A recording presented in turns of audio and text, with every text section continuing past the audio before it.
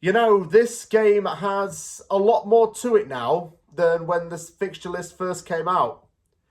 When the fixture list first came out, I just thought it's Everton away. I got some thoughts about what happened last season where we beat them 3-1 at Goodison Park, but this season's been a bit more of an interesting one to say the least. Obviously, it's Everton's last ever season playing at Goodison Park before it moves to its new stadium.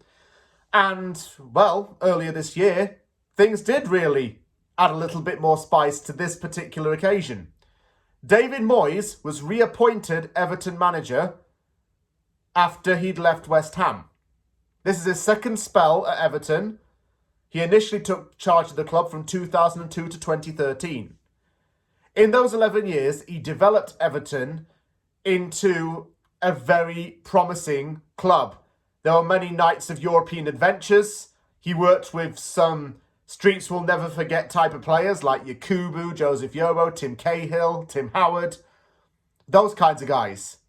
Now that he's back at Everton, the fans have really bought into him because he was a manager that the owners at Everton knew that the supporters would respect and someone who knew the culture of the club, and it's been really good for him. He's just won Manager of the Month award as well. And the last time he did win a Manager of the Month award was when he was still Everton manager, so it's been like 12 or 13 years. He's got Everton on an unbeaten run, and they've put out some really good results in that time.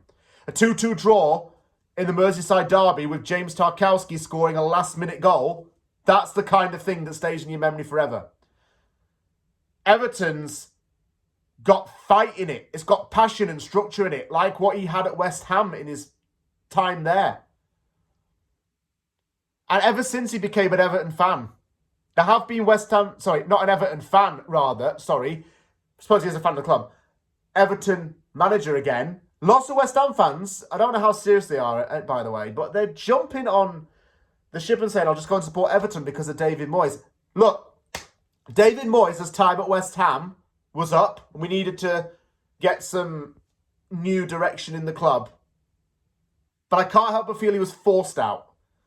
I will always die on the hill that he's a great manager. And he is. He's the best manager I've ever seen at West Ham in my lifetime.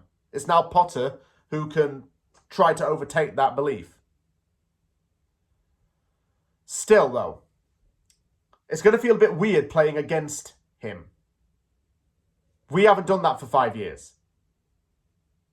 In fact, we haven't really done it, I think, since we faced Sunderland in 2017. That's the last time we faced against a David Moyes team, and it finished 2-2 in that game. Wow. Jeez.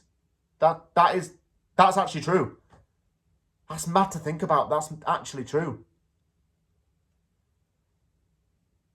What I am expecting from us is to go up there and try and do more of the same as we have tried to do in the last couple of weeks, where we play really good defence, but we need to play with a more balanced attack.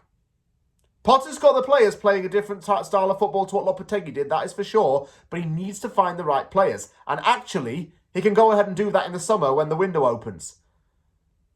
We cannot slate what Potter's doing right now because these players are not his. He likes young and dynamic players. But I'll get onto that in another video. I think that we can't stick with the same team that we've had for the last few weeks. There is a belief that Kudus should be dropped. I'm not against that because he has no end product anymore. I said in the Newcastle aftermath that I would cash in on Kudus. I still think we should. Give Guilherme a shot instead of bringing Danny Ings on, who's out of contract soon. Anyway, instead of maybe starting some of our midfielders, maybe give it to somebody else. Maybe give Andy Irving a shot. Defensively, I don't think we're bad right now. Kilman's been excellent. Tadebo's been good. And Ollie Scholes just needs to dig in a little bit more, but he's showing a lot of promise. And Areola's putting out world-class saves. It's going to be the last Premier League game of the month for us, because of the international break. So whoever made the schedule, screw you. What an absolutely terrible schedule to have. I got no football in the Premier League for the rest of the March. But then again, I can do loads of Whitecaps vlogs. So, I'm okay. I get my football dose.